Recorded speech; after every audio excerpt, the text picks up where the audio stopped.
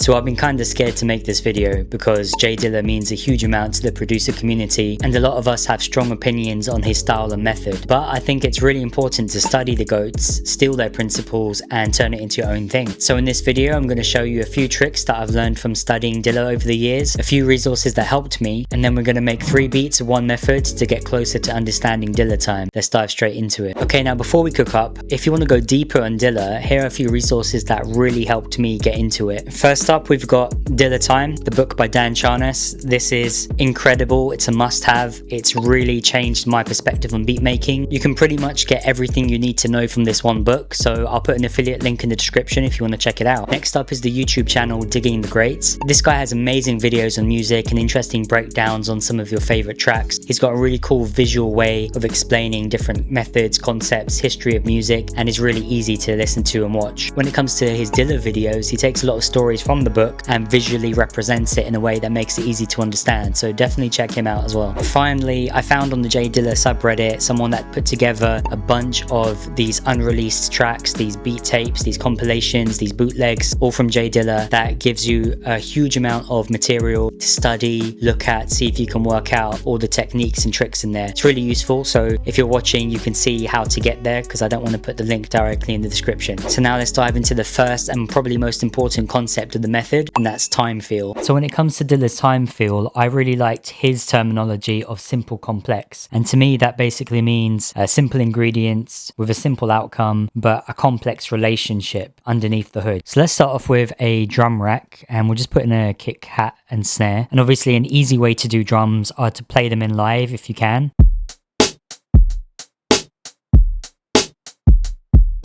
And because most of us aren't good with our timing, you're going to get them off the grid and they're going to be a little bit messed up. And that can sound good sometimes. So that's the first easy way to get interesting drums, let's say. I'm not going to call them Dilla drums.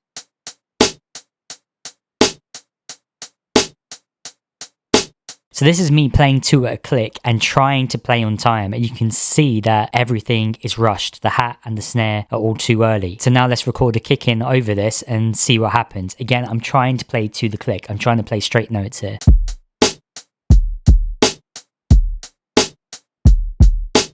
And yeah, again, everything's like early except for the first kick, which is late. If we put that kick back on time.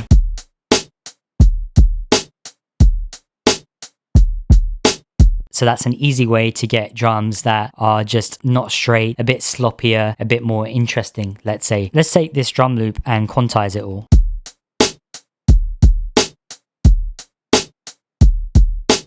Okay, so that sounds fine, right? Well, it's simple and easy to move to, but you're not going to really snap your neck moving to it.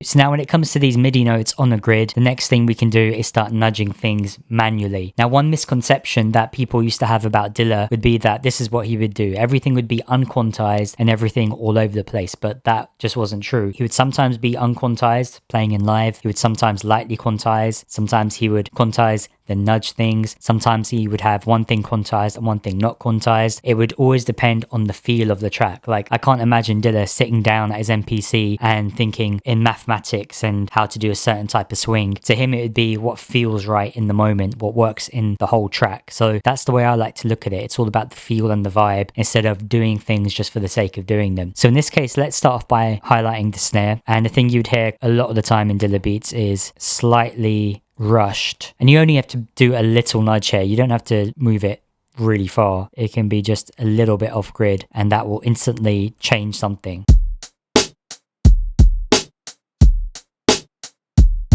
So let's move it drastically. Let's move it even more. So that's probably too much.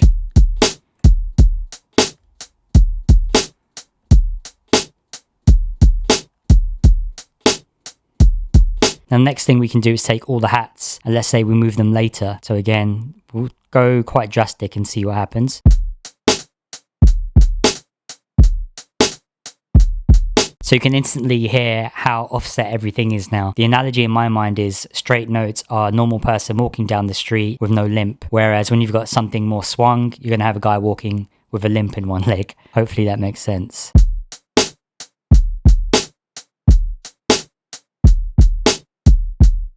So now the kicks are on grid. Now it's important to usually have something as an anchor. Now that anchor could be the kick, it could be the snare, it could be the hat, it could be one kick at the beginning of each bar and then the rest of them nudged.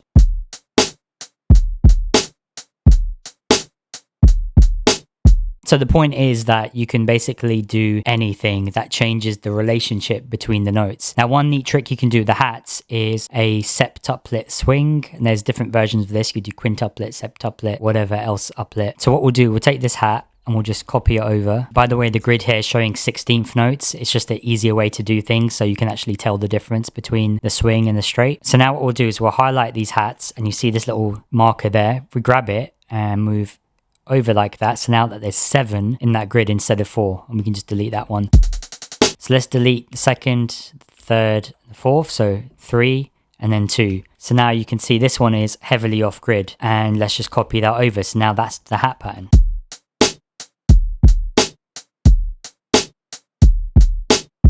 So you can hear instantly the swing is pronounced and it's just every second hat is basically off grid. So now let's do the same thing as before and take these snares and move them earlier. But this time let's have them different, because that's something Dilla would have a lot of the time. Is if you line up drum tracks from his beats, you'll see that the snare the first time is early, the snare the second time is on grid, the next one is slightly late, and maybe sometimes it won't loop for 20 bars or so, similar to the kick in Running. So let's move this one earlier. We'll leave the second one on grid, and then we'll move this one a tiny bit later. Let's move that one earlier as well.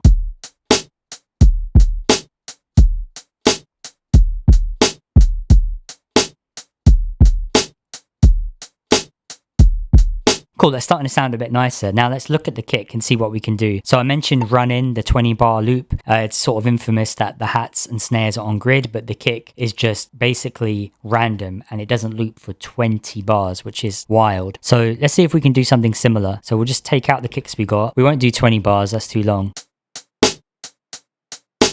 And let's just record in a kick and try to not repeat ourselves. We're just going to do what feels natural in the time, and then we're going to leave that unquantized.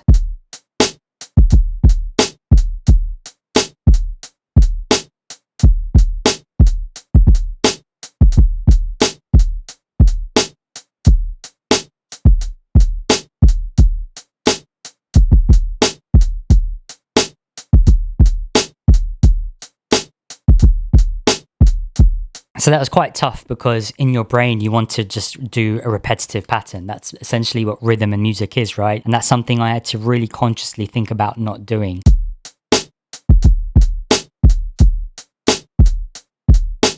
Now again, I have to reiterate, it's dependent on the track you're making. It can be off-grid, it can be on-grid, it can be quantized, unquantized. It doesn't matter if the track doesn't sound good. So once things start coming together, you'll probably find that you need to shift things. So if I find a sample to play over this and it's just not fitting with these drums, I'd be more than happy to make the kicks go on-grid and quantize them and leave everything else unquantized. Now, if you think about a drum player playing the drums, every time they hit the drum, it sounds different. So obviously that's going to be velocity, that's going to change the length of a note. So if you're sampling a drum break, you can take lots of different chops, no problem. With something like this, you can add in more different sounds into the drum rack or mess around with the velocities, which is important. Good thing with Ableton, we can just randomize the hell out of it. Maybe not that much.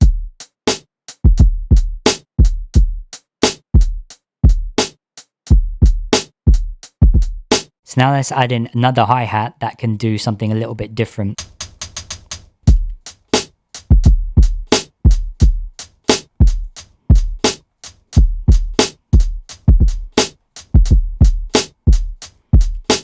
And in fact, let's try moving the snare later, see if that sounds different.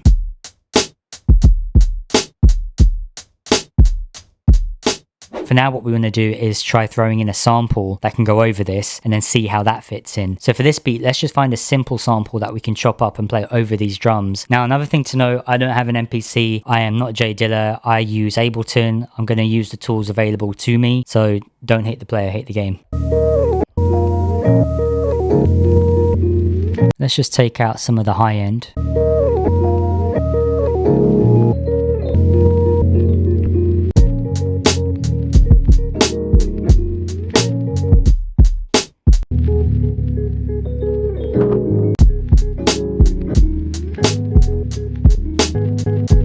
Maybe let's reverse this one.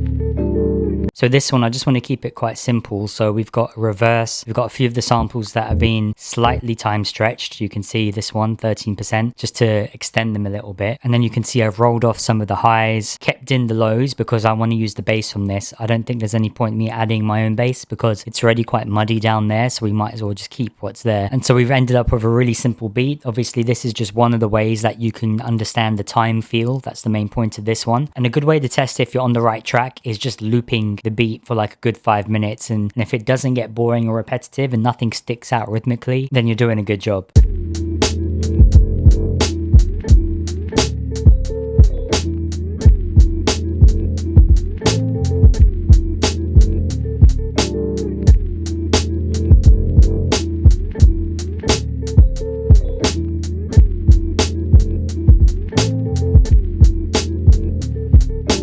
The next concept of this method is sampling. So for the second beat, we'll focus on that. Now, a few things to note. J Dilla had an amazing taste in music. You need to listen to a lot of genres and styles to be able to get to that sort of level. And he'll use a lot of cool techniques like stretching samples out, slowing them down until you find the emotion in them, starting the sample in odd sections or places that you wouldn't expect, and recontextualizing a sample in terms of the emotion it gives off. So this is a track that I found, and it's quite interesting because of the time signature.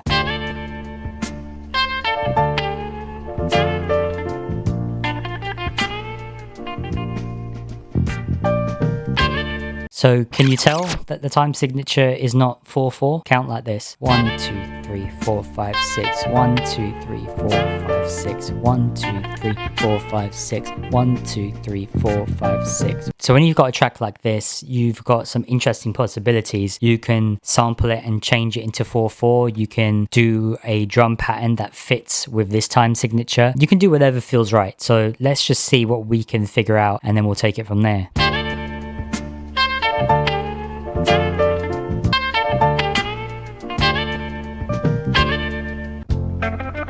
It's pretty cool.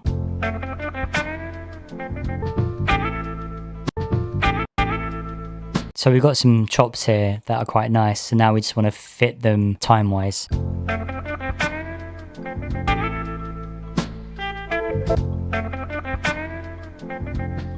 So this is what we'll do. We've got 4 bars looped here and we want to fit this 6/8 loop into that. So let's figure out how to do this.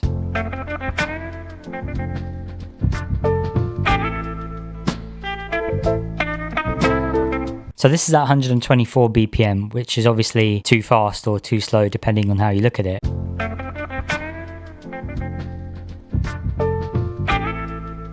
Okay, so now we decrease the tempo to 92 BPM. That's much more Dilla vibes. Again, we're going to build a simple drum pattern and try and put a bit of swing on it.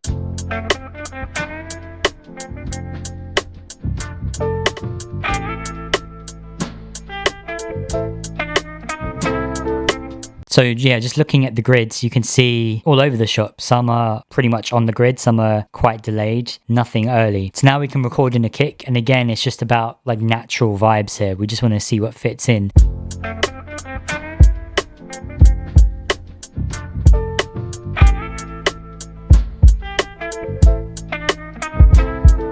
Let's change some of the drum sounds around.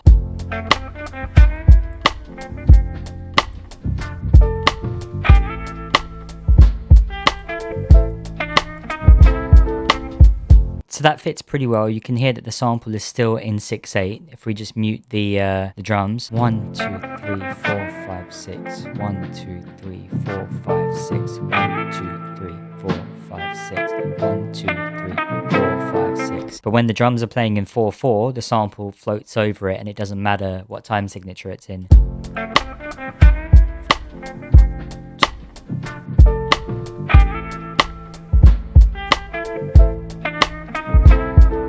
That's one way to do it. Another thing we could do is, if we just duplicate the drums over, is just how we do the chop. So instead of having the sample play pretty smoothly as it is there, we could chop it up and really like force it into 4/4.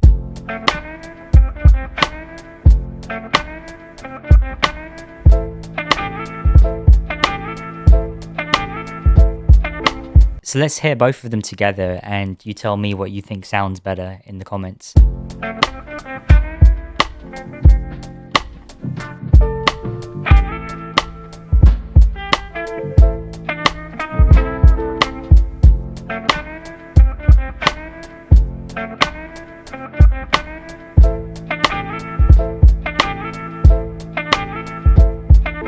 So obviously a cool thing you can do is incorporate both into the same beat, and that's something that Dilla would do often, where the sample would speed up, slow down, time signature would jump between the 6/8 from the original sample, then go to 4/4. Now let's try to find a new sample so we can just explore different ways of chopping and seeing what we can come up with. We'll just leave the same drum pattern in there and find a different sample that we can just chop up. So now I've got this sample called Diablo. I'm not sure where it's from, but it's pretty cool and minimalist.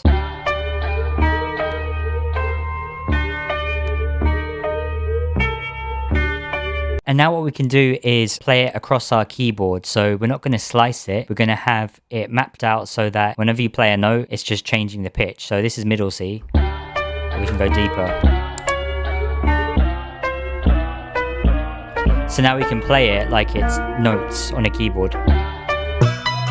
So there's a few cool things we can do with this. If you've got like an interesting sound, especially, it works really well. So in this case, there's obviously like a detuned key sound with a bass behind it. And we can manipulate the starting position so that it's somewhere, you know, easier to manipulate.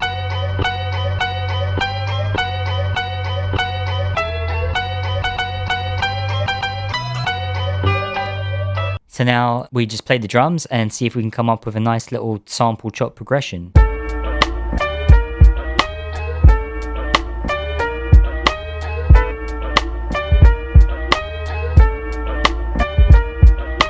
Now, if we want to add a bass to this, we can do a similar sort of thing, just get like a one shot. And let's put a little bit of glide or portamento on it, see what sounds better.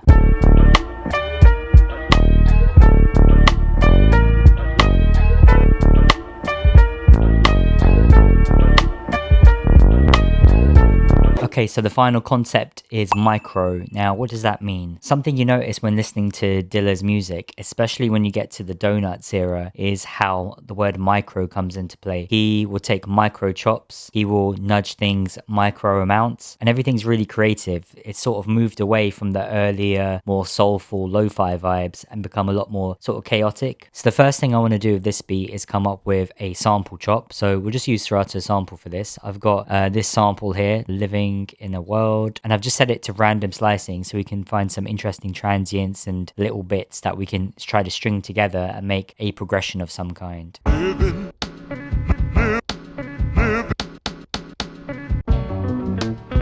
So we've got this hit here, and it goes into the snare, which I want to use, but I'm going to play the snare because the sample speed doesn't match up how I want it to. So if we take control of it and use the fact that we've got everything chopped up, we can play our own percussion and just chop it up that way.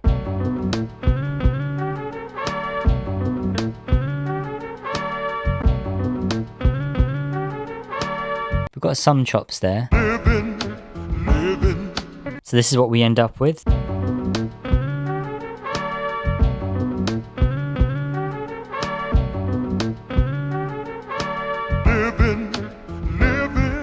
So what we get there is, with this chop, the snare hitting where we want it to on the 2 and the 4. And then it obviously adjusts when we play the sample late, but at least this way we've got something for the drums to cling onto.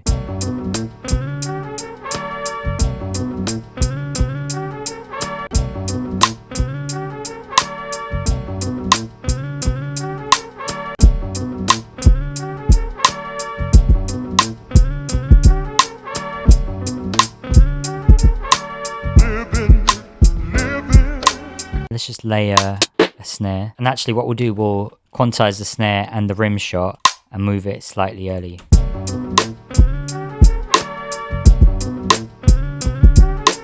Now with these hats, they're obviously pretty bad. When they're played in live and they're like all over the place, it doesn't really add to the pocket or the groove. It just sounds messy. So we quantize it. And now we work out what we're going to do with it. I think we'll shift them all quite late.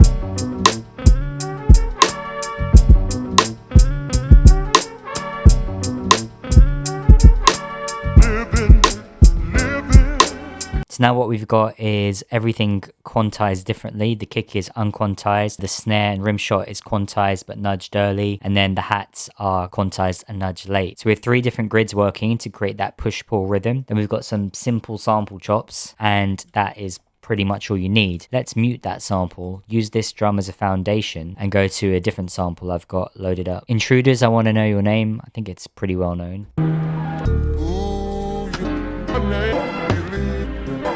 What I want to do here is just find the sort of percussive hits of the sample. In my life, I like to go horse. I like to go. In my Volkswagen. So then when you try and do it for yourself, you realize how difficult it is and how insane it is what Dilla has done with a track like Don't Cry, for example, using just the kick and snare of the sample chops, if that makes sense. So what we want to do here is try and do something similar. It's easy to take 1 or 2 chops and just repeat it and get something cool. We could do that easily.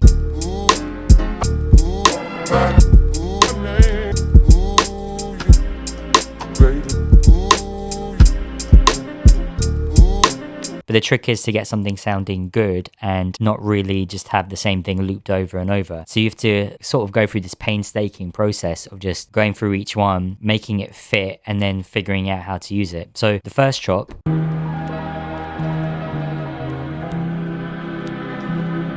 So just that alone could be a cool sample. So now this next one, we can move it early because it's not really doing anything at this point. There we go. So we have a snare hitting there.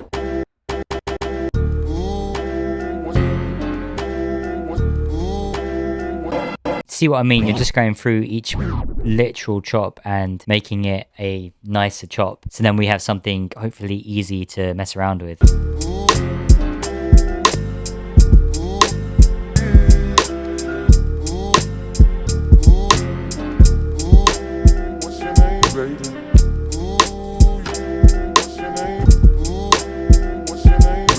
So with a lot of experimentation, you start to figure out combinations that work together. And another thing you realize as you go on is we've got the snare hits, we've got the kick hits. It's a way to map it out. So if we look at the snares,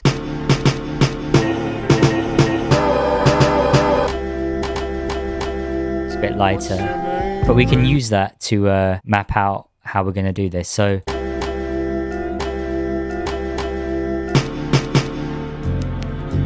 we're just going to draw in the snares and that's it. So now that we've got the snares in, then we can look at the kicks. So we just see...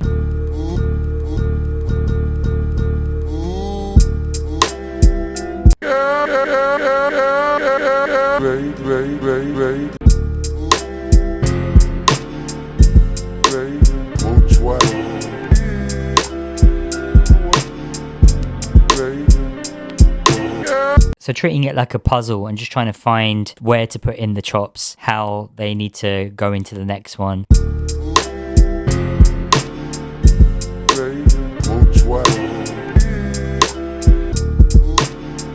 But then with that, you can start working out what sounds good. So instead of trying to just chop for the sake of chopping, you just find the simple chops to keep as the basis. So now that we've seen the 3 concepts that make up the method, let's try and make one full beat that uses all of these techniques and sounds actually good to vibe to.